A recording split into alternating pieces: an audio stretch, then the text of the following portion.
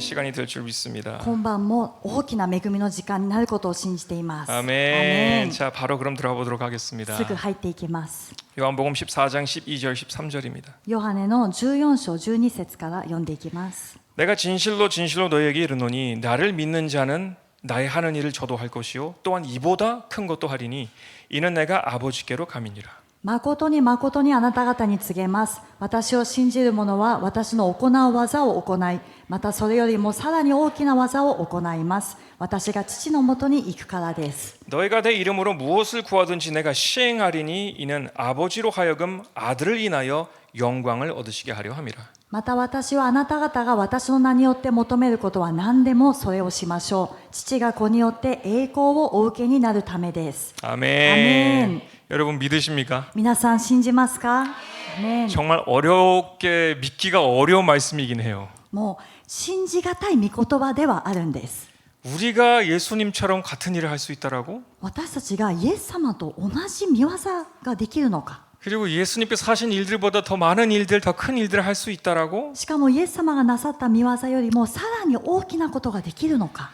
믿기는 어렵지만 믿는 사람들이 얻을 수 있다라는 것 꼭 기억하시길 바랍니다. 信じがたい御言葉だけれども信じる者が得ることができるということを覚えてください。 아멘. 모든 것은 믿음의 베이스로 시작하는 것이 매우 중요해요. すべてのことを信仰というこのベース、信仰をベースにして始めるということがとても重要なんです。 아멘. アメン。 오늘은 우리 크리스찬들의 숨겨져 있는 고민들을 좀 함께 나누길 바랍니다. 今晩は私たちクリスチャンの隠れたこの悩みについてですね、皆さんと恵みを分かち合いたいと思います。 저도 경험상 여러분이 가지고 계신 어떤 인간의 연약함, 취약함들 우리가 다 인간이기 때문에 가지고 있잖아요. 私たちみんな人間なので私たち人間の弱さというのはみんな持ってるんですね。 승리해 보려고 해도 그렇게 잘 승리가 되지 않은 자신의 모습, 연약함들. そして勝利してみようと思ってもそれほど勝利を収めることができていない自分のその弱い人間の姿。 그런 시절을 지나서 또 이 하나님의 말씀을 더 마음속으로 깨닫게 되고 믿음이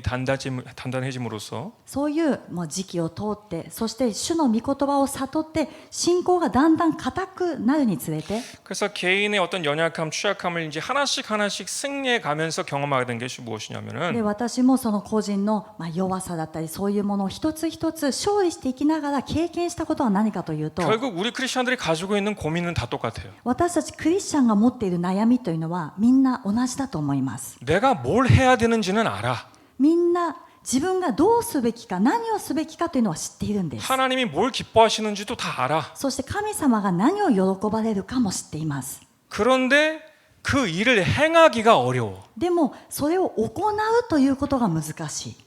주님의 뜻대로 살고는 싶은데 살지 못하는 내가 있어. 主の御心の通りに生きていきたいけれども生きていない自分がいるんですね。 마음은 절실하고 굴뚝 같지만 결국 실행할 수 없는 힘이 없다라는 거예요, 문제가. 心はもう決意で固くですね決心してもこの行うという力がないんです。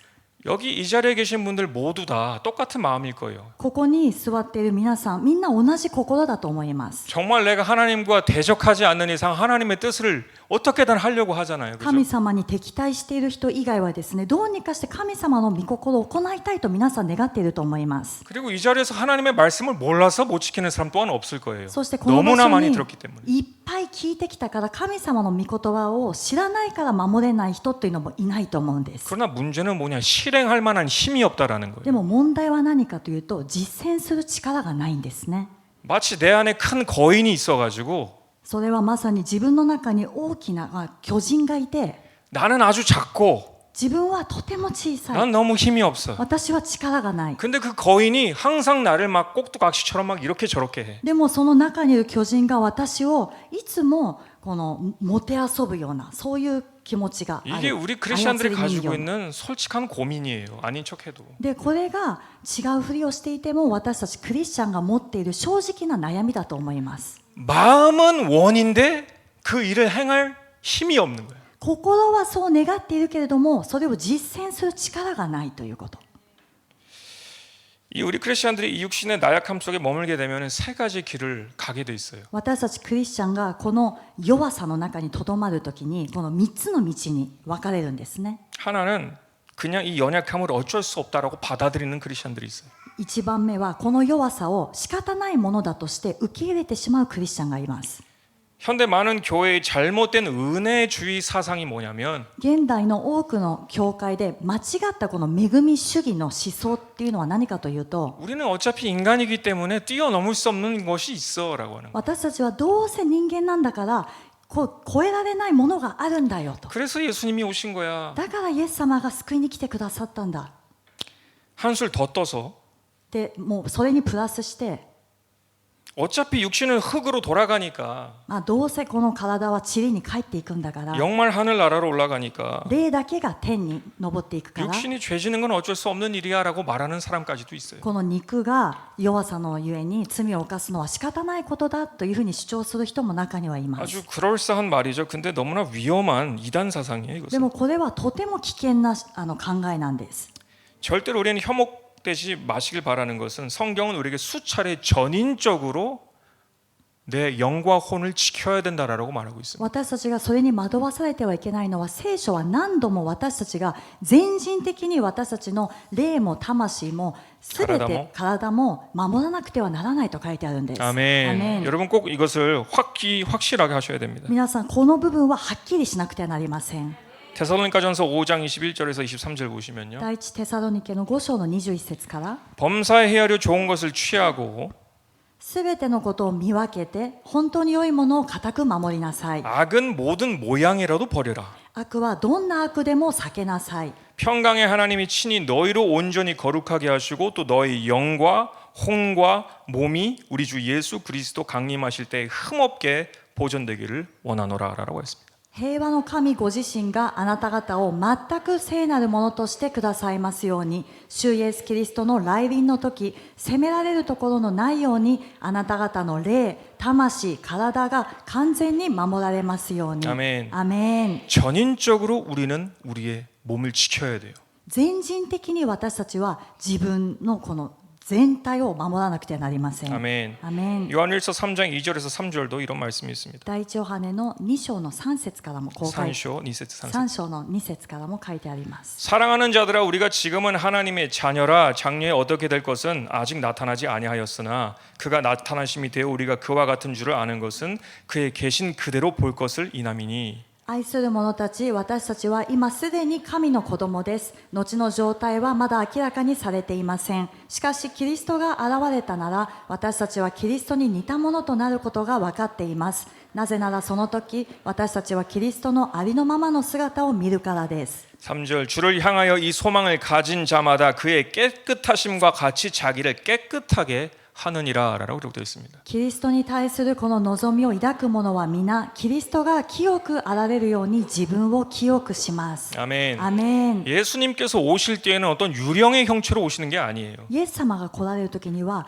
幽霊のような姿で来られるのではないんです。 우리가 알 수 있는 전인적인 그러나 변화되어진 영광의 몸을 가지고 오실 것입니다. 私たちが見て分かるように全人的にしかし変えられた栄光の姿を持って来られます。 아멘. 아멘. 그것이 부활의 몸이라고 하는데요. それが復活の体と言われています。 그 날을 기다리고 우리 또한 그 예수님을 맞이하기 위해서는 우리 또한 예수님처럼 전인적으로 거룩함을 추구해 나가야 됩니다. 私たちがそのイエス様を迎えるためには、私たちもまた全人的に清さを追い求めてその日を待たなくてはならないんです。 아멘. アメン。 그렇기 때문에 영만 중요한 것이 아니라 모든 게 다 중요해요. だから霊だけが重要なのではなくて全てが重要なんです。 아멘. アメン。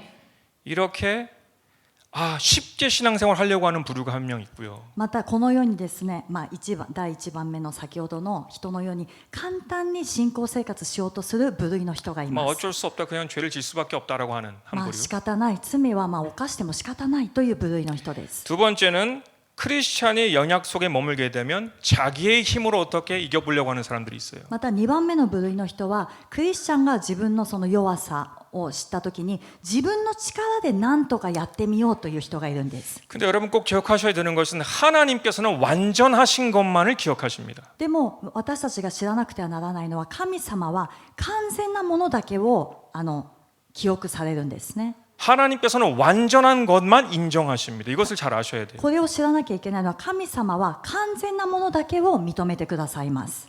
겉모습은 좋아 보여도 그 속모습이 좋지 않으면 그것은 하나님께서 인정하지 않으세요. だから外見がよく見えても内側がよくなければ神様はこれを認めないんです。 그러니까 여러분 인간의 힘으로 스스로 어떻게 해보려고 하는 그 생각조차를 다 버려셔야 됩니다. 이거는 불가능한 일이에요. 내 마음으로 어떻게 내가 할 것입니까? ですから皆さん、人間の力で何かをやってみようというこの考え自体捨てなくてはならないんですね。 아멘. アメン。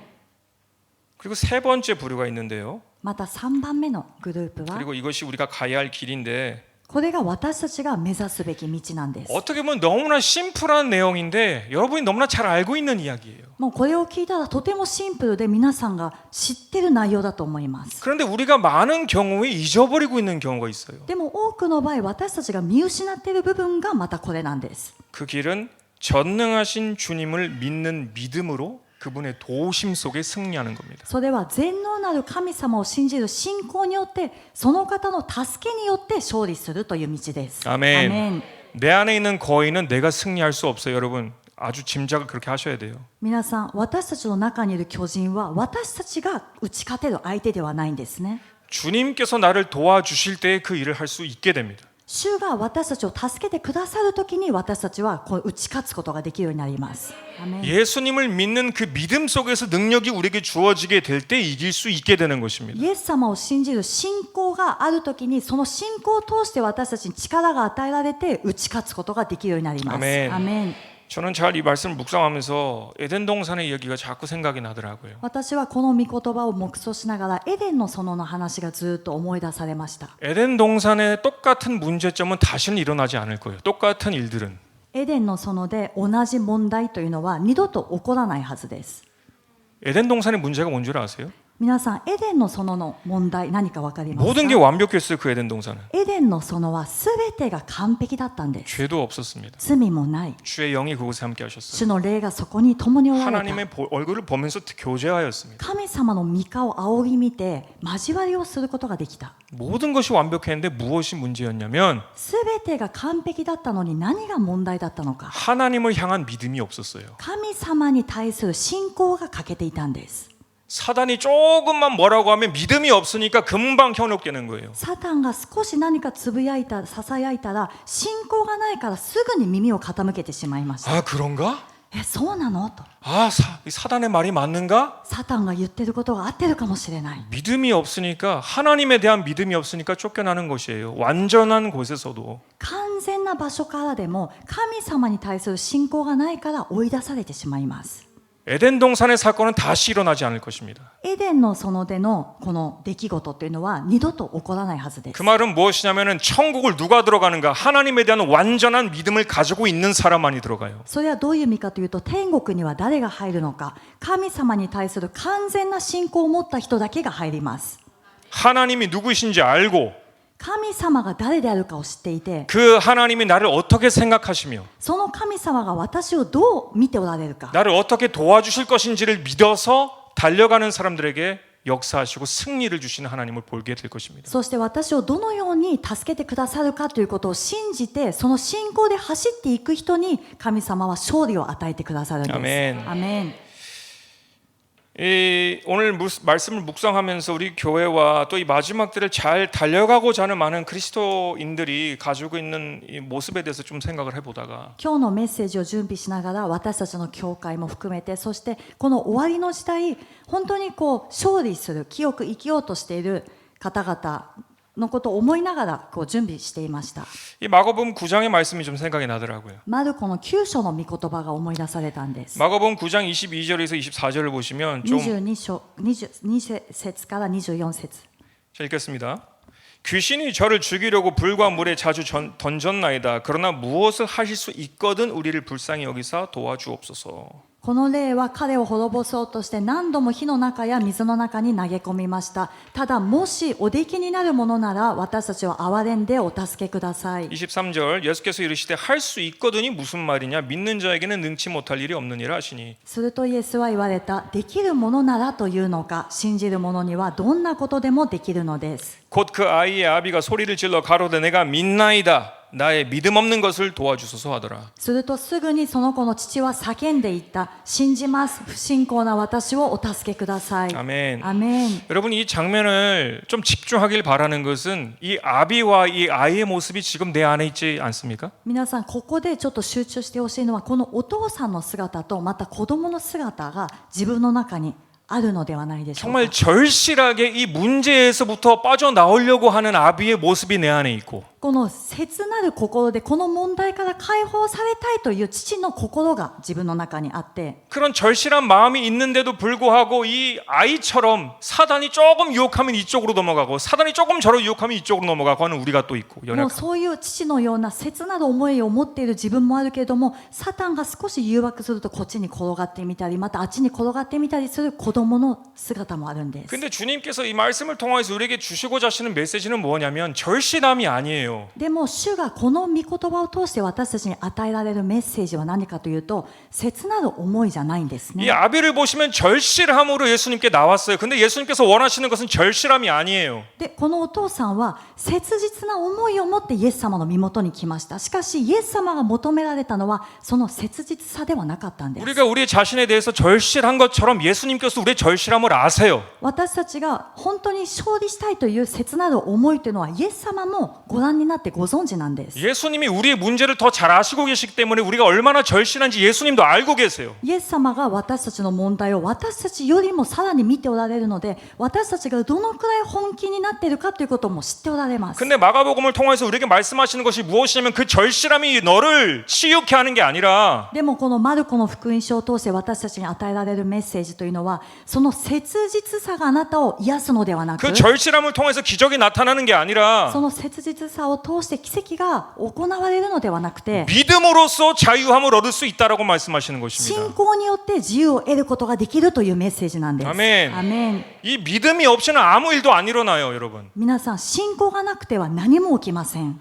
예수님이 고향을 가셨는데 그 예수님을 믿지 않기 때문에 예수님은 아무 일도 하실 수 없으셨다라고 했습니다. イエス様が故郷に行かれた時にその信仰がなかったからイエス様は何もすることができなかったと書いてありま 할 す。 수 없으셨다라고 하셨어요. 안 하신 게 아니라 何もしなかったではなく何もすることができなかったと書いてあるんです。 여러분 안에 성령님께서 찾아오셔도 믿음이 없으면 성령님은 여러분 안에서 일하실 수가 없어요. 皆さんの中に聖霊様が望まれたとしても信仰がなかったら聖霊様は皆さんの中で働かれることができません。 아멘. アメン。 절실함이 아니라 믿음이 있어야지 구원을 얻게 되는 것입니다. ですから切実さではなく信仰によって救いを得ることができます。 아멘. アメン。 하나님 앞에 믿음을 가지고 나가는 것이 그래서 그렇게 중요해요. ですから神様の御前に信仰を持って進み出るということがとっても重要なんです。 아, 하나님 절 불쌍히 여겨주세요. 절실함을 가지고 나옵니다. 기도도 많이 하고 알아요. 神様私を憐れんでください。切なる思いで主の御前に来ました。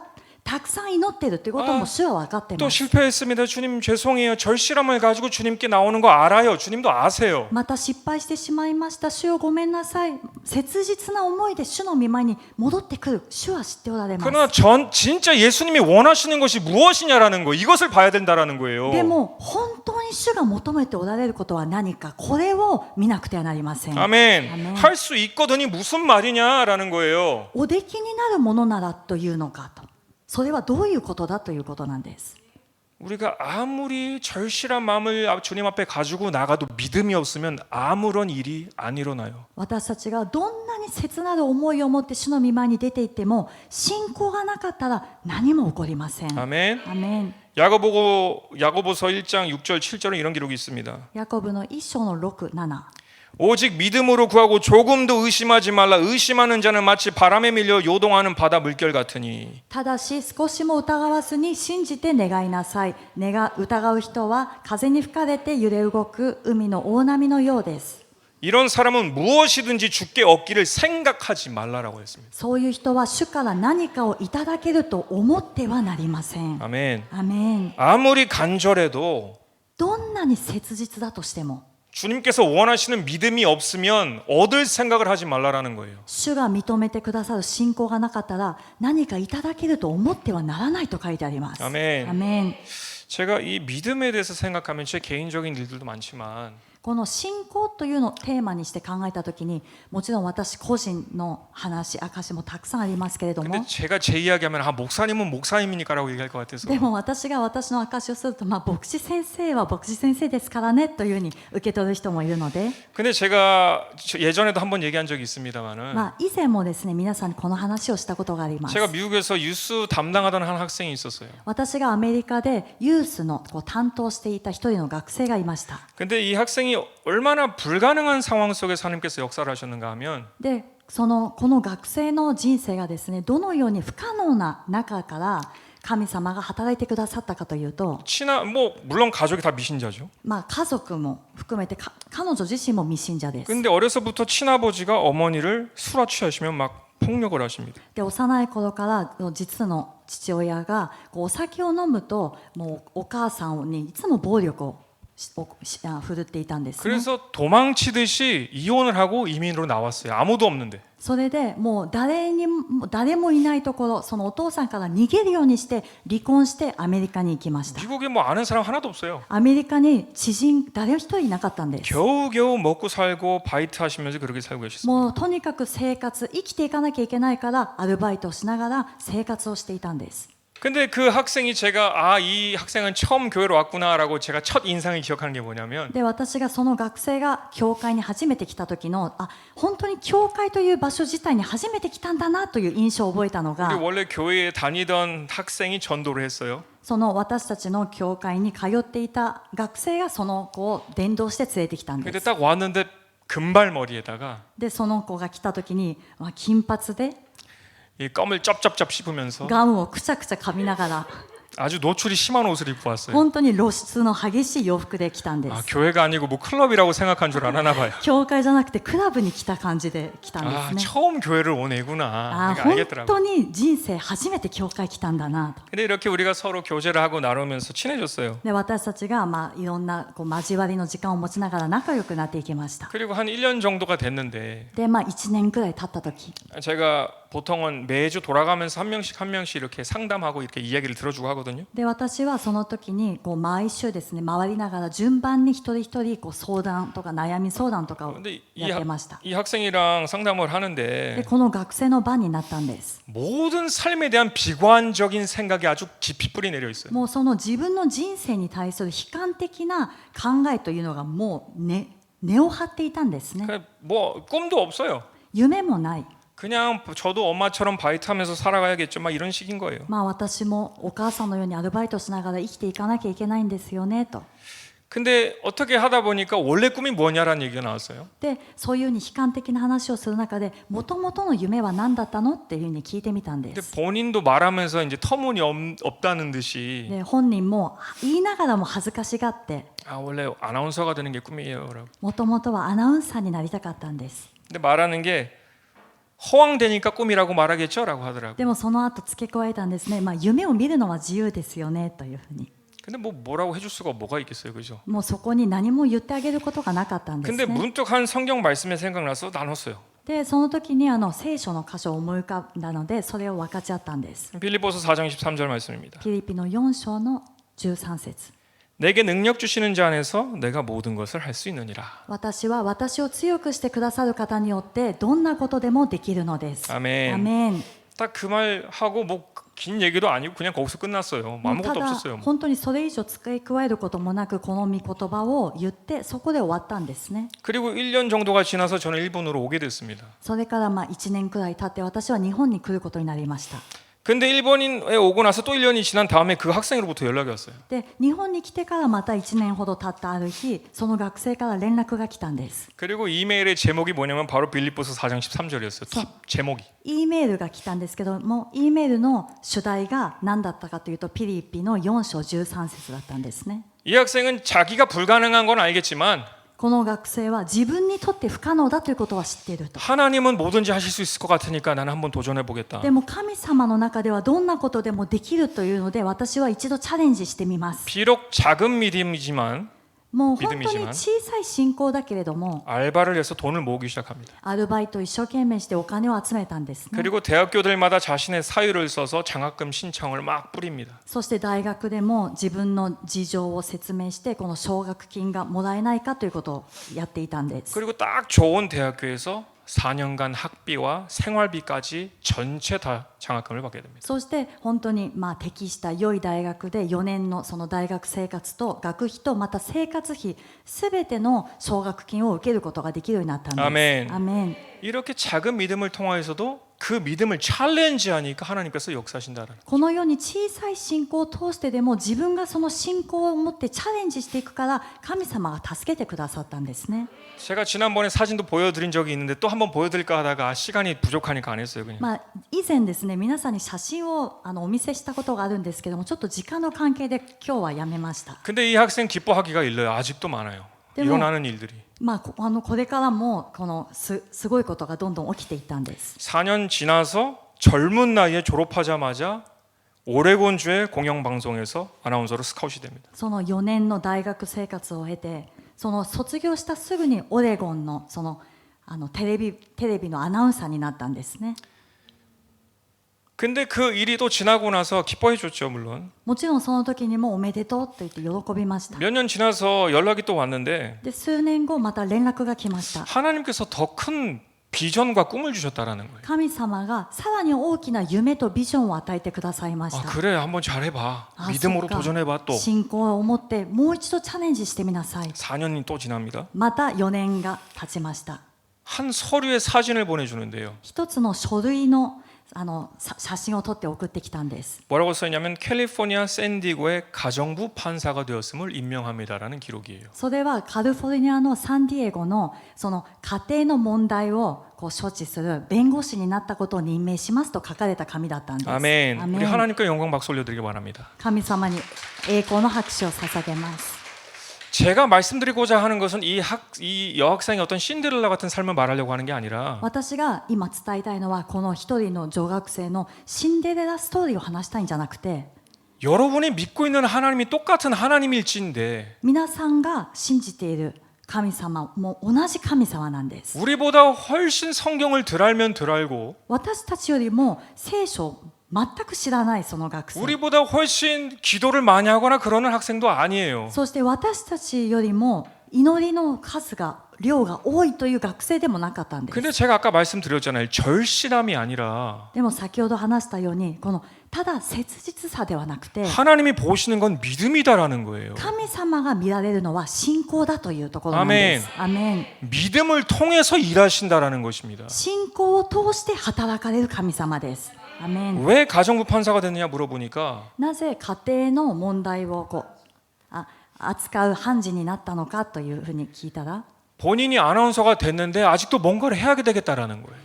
アナウンサーになった後にまだ何かをしなきゃいけないと思ったそうです。 근데 온 게 뭐냐면 でも与えられたの思いが何かというと 나와 같이 가정 폭력을 통해서 고생하는 사람들을 도와줘야겠다. 私のように家庭の暴力家庭内の問題で苦しんでいる人を助けてあげたい 이런 새로운 소망을 주시고 또 그것을 받으니까 믿음으로 そういう新しい夢を与えてくださってそれを信仰でまた握ったんですね。 하나님께서 자기가 소원했던 것 이상으로 역사를 이루어 주셨다라는 거예요. 神様が自分が望んでいたもの以上に働いてくださったということです。 아멘.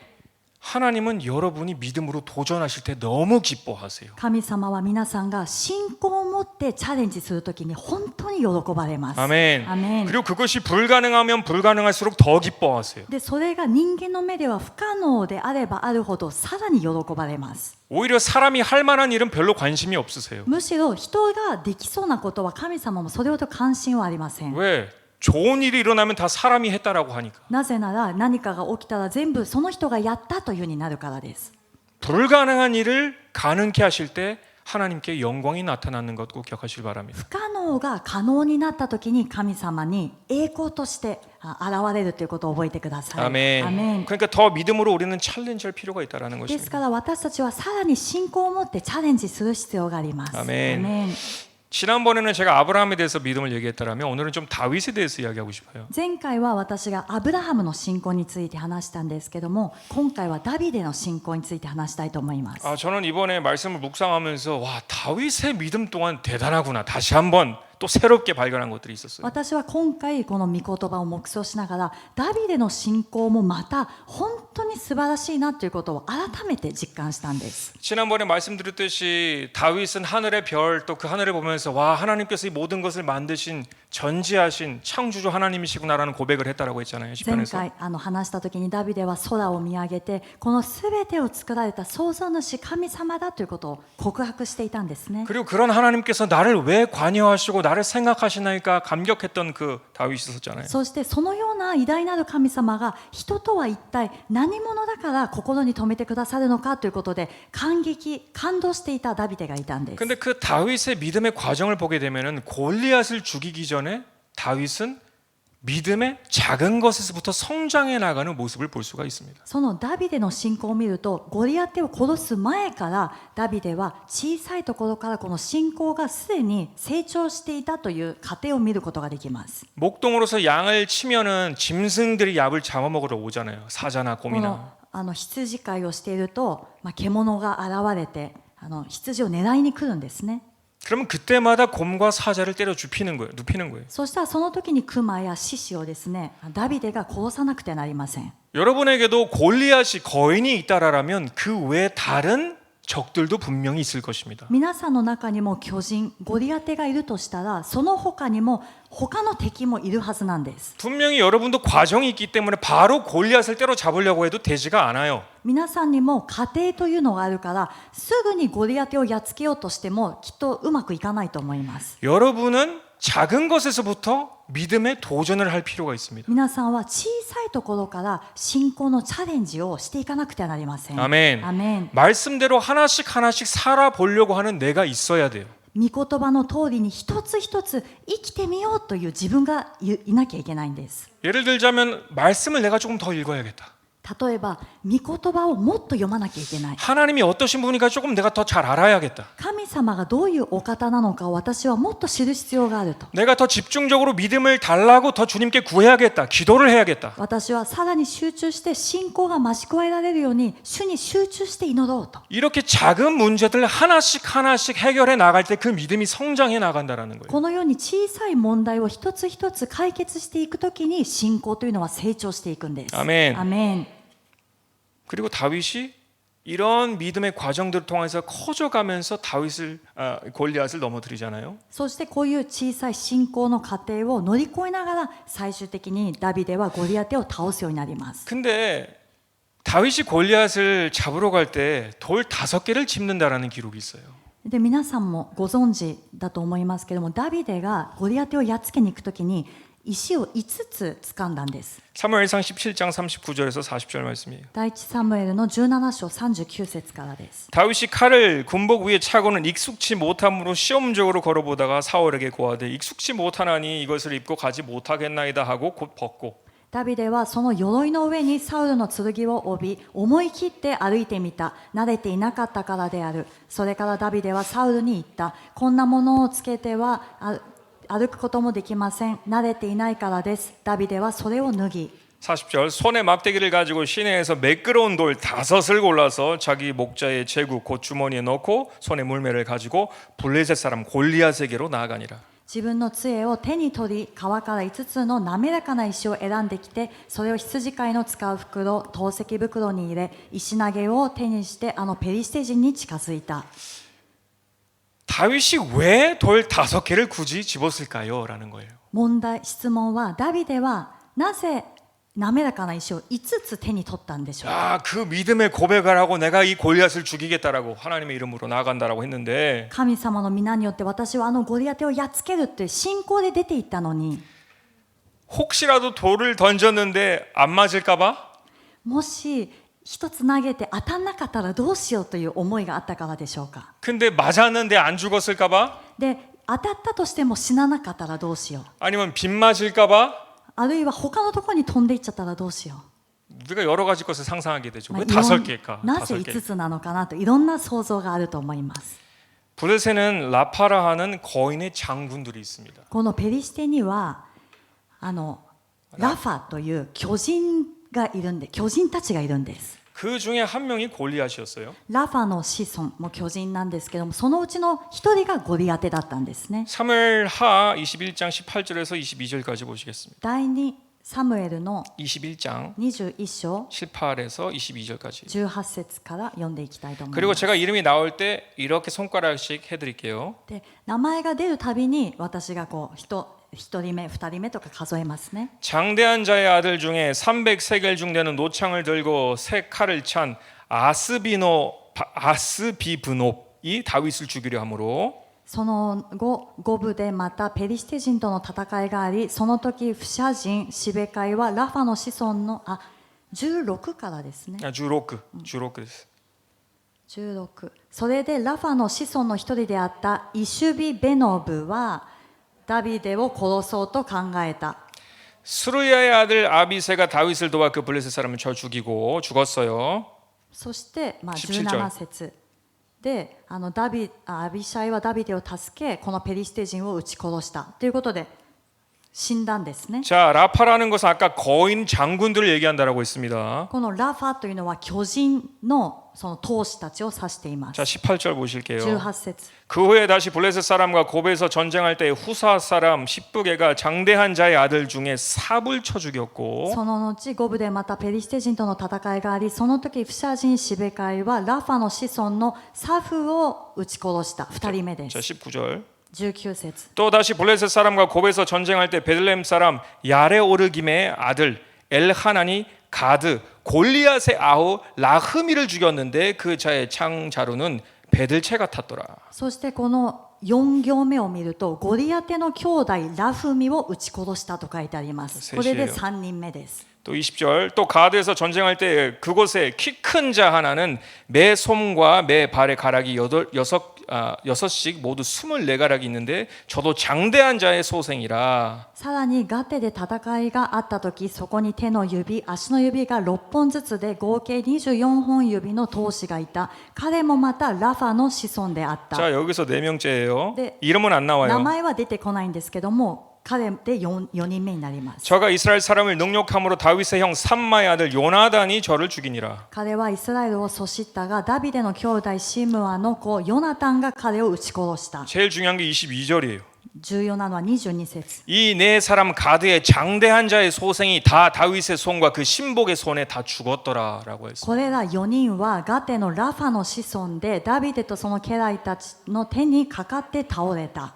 골리앗 한 명, 거인 장군 총 몇 명이에요? 4명이에요. ゴリアテを含めてその巨人の闘士はみんな4人いたんです。 5명이 거인이에요. だから5人の巨人だったんです。 다윗이 왜 돌 5개를 들었는 줄 아세요? ダビデがなぜ5つの石を用意したか分かりますか？ 이 거인들 5명 나오면 다 죽이려고 했던 こ 것이에요. の5人の巨人がみんな現れたらみんな殺そうとしたんです。 아멘이십니까? アーメンでしょうか？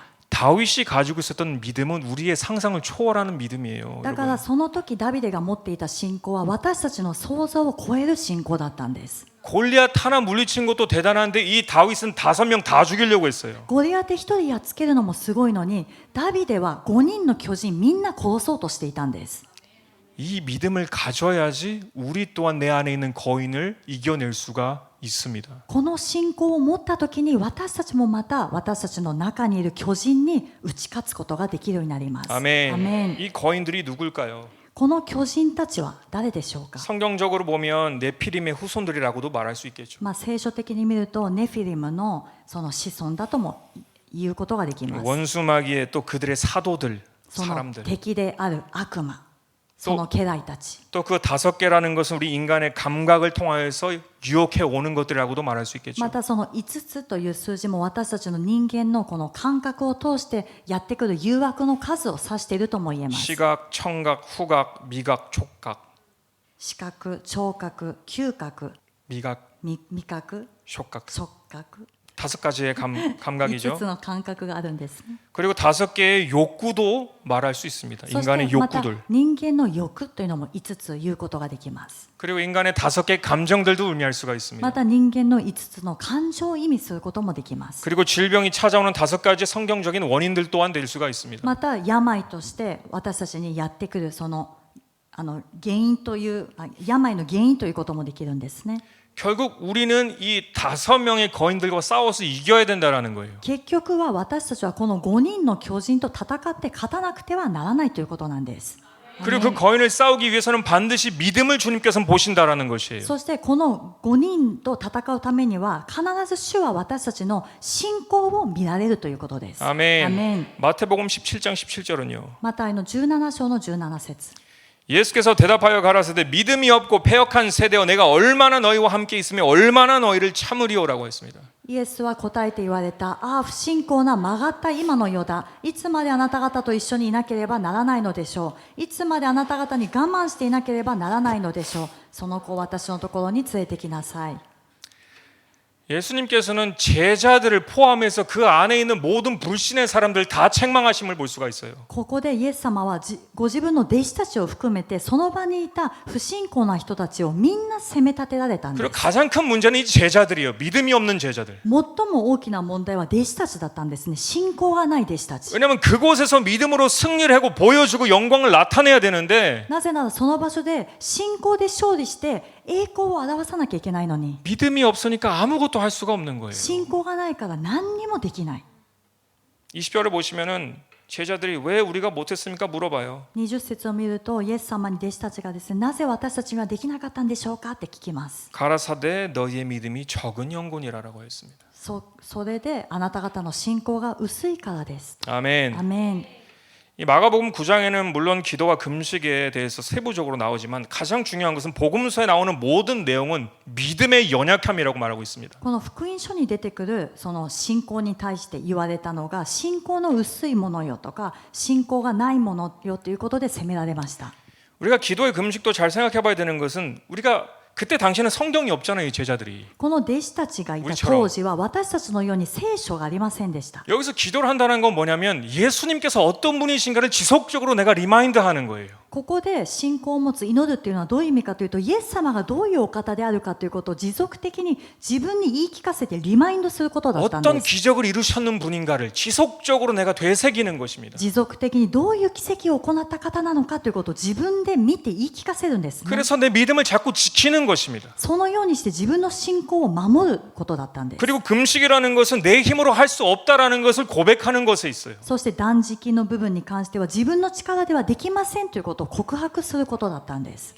그러니까 복음서 모든 게 말하는 게 뭐냐면 그 근본적인 원인은 하나예요. 믿음이 약한 제자들이었다라는 거예요. 福音書全体を通して何がわかるかというとそのメッセージは一つ信仰が薄い弟子たちだったということだったんですね。 우리는 그런 믿음이 연약한 믿음이 되지 않기를 축복합니다. 私たちはそういう薄い信仰にならないように祝福したいと思います。アメン。 다윗처럼 작은 일에서부터 믿음으로 도전해서 승리하시기를 바랍니다. ダビデのように小さいところから信仰で始まってチャレンジしてそして勝利していきたいと思います。 시간을 일단 여러분께서 확장하셔야 돼요. 皆さんが 하나님과의 시간. そのためには神様との時間を確保しなくてはなりません。 그리고 여러분의 감정을 먼저 정복하셔야 돼요. そして皆さんの感情を征服しなくてはなりません。 여러분의 말을 정복하셔야 돼요. また皆さんの言葉を征服しなくてはなりません。 이런 작은 것들을 정복해 나가면 나아갈수록 내 안에 있는 거인을 때려잡을 수가 있다는 こ 거예요. のように小さいところから征服していけばいくほど自分の中にいる巨人を撃ち殺すことができるんです。 아멘. アメン。 물론 싸움은 계속 있습니다. もちろんこの戦いというのは絶えずあります。 그러나 넉넉히 이김을 주시는 주님 안에서 그 일을 할 수가 있다라는 し 것이에요. かし勝利を与えてくださる主の中でこれは可能だということなんです。アメン。アメン。 히브리서 11장 33절에서 35절 보시면요. ヘブルの11章の33節から 이 믿음의 사람들이 어떻게 승리하는가를 말해 주고 있습니다. 信仰の人たちがどのように勝利したのかということが書いてあります。 33절 저희가 믿음으로 나라들을 이기기도 하며 의를 행하기도 하며 약속을 받기도 하며 사자들의 입을 막기도 하며 彼らは信仰によって国々を征服し正しいことを行い約束のものを得獅子の口を塞ぎ 믿음이라는 것은 단순히 죽고 나서 영생을 말하는 게 아니라 지금 일상생활에서 승리를 주시는 게 믿음이에요. この信仰というのはただ死んだ後に永遠の命を与えるものではなくて、日常生活の中で勝利をもたらすものが信仰なんです。 아멘. アメン。 34절 불의 세력을 멸하기도 하며 칼날을 피하기도 하며 연약한 가운데서 강하게 기르기도 하며 전쟁에 용맹되어 이방 사람들의 진을 물리치기도 하며 火の勢いを消し、剣の刃を逃れ、弱い者なのに強くされ、戦いの勇士となり、他国の陣営を陥れました。 35절 여자들은 자기의 죽은 자를 이 자녀들을 부활로 받기도 하며 또 어떤 이들은 더 좋은 부활을 얻고자 하여 악영을 받되 구차히 면하지 아니하였으며 女たちは死んだ者をよみがえらせていただきました。また他の人たちはさらに優れたよみがえりを得るために釈放されることを願わないで拷問を受けました。 이 모든 것들이 어떻게 이겨냈는가 믿음으로 이겨냈다라는 こ 것이에요. のすべてのことがどのように勝利したのか、信仰によって勝利したということが書いてあります。 어떤 절신함이나 인간의 노력이 아니라 하나님을 믿는 믿음 안에서 승리를 하였다라는 것입니다. 何か切実な思いとか人間の努力ではなくて神様を信じる信仰によって勝利したのが書いてあります。 아멘. アメン。 38절 보시면 이런 사람은 세상이 감당치 맞지 못하느니라라고 되어 있습니다. 38節を見ると、この世は彼らにふさわしいところではありませんでしたと書いてあります。 이 세상을 초월하는 사람들이었다라는 것입니다. この世をもう飛び越えていた人たちだったんです。 아멘. アメン。 믿음의 사람들이 어떻게 이깁니까? 세상을 이기잖아요, 그죠? 信仰の人たちはどのように勝つのか、この世に打ち勝つんですね。 예수님을 믿는 믿음으로 세상을 이기는 것이 우리의 믿음이에요. イエス様を信じる信仰でこの世に打ち勝つのが私たちの信仰です。 아멘. アメン。 우리는 믿음에 꼭 집중하시기를 바랍니다. ですから私たちは必ず信仰というものに集中したいと思います。 내년 되시면 또 데비드 워르 예언자님이 오시잖아요. また来年は預言者オー先生も来ます。 여러분들이 믿음이 없이 그 자리에 오면은 아무런 유익이 없어요. 아무런 변화가 없어요. 미나상가- 물론 예배도 마찬가지고 말씀을 전하는 곧 듣고 하는 것도 마찬가지지만 皆さんがこの礼拝もそうだし、御言葉を聞くということもそうですけども、信仰を持たないでその場所に来たら何も起こりません。 사람을 보지 마세요. 人を見ないでください。 그 사람이 말하는 하나님을 보시길 바랍니다. 그리고 그 분을 집중하시길 바랍니다. その人が語っている神様を見てください。そしてそこに集中してください。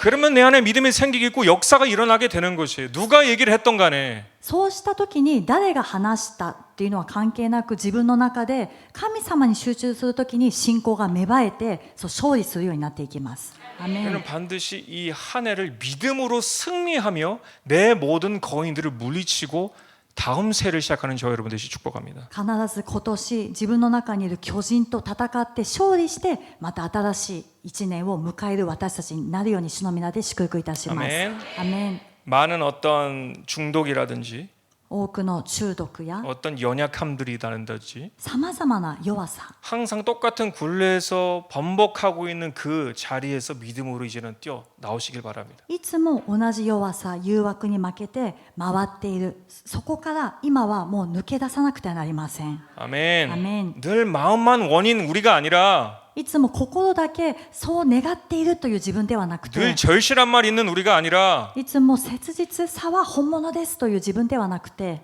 믿음으로 그 벽을 뛰어넘으시는 저와 여러분 되시기를 예수 그리스도 이름으로 축복합니다. 信仰によってその壁を越えていく皆さんと私になるように主の皆で祝福いたします。 아멘. アメン。 우리 같이 お 기도하시겠습니다. 祈りいたします。